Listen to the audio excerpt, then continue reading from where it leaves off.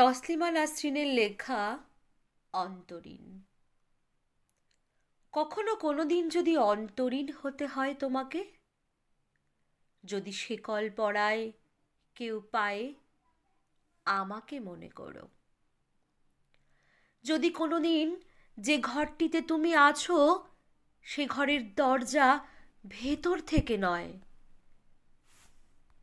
বাইরে থেকে বন্ধ করে কেউ চলে যায়, মনে করো।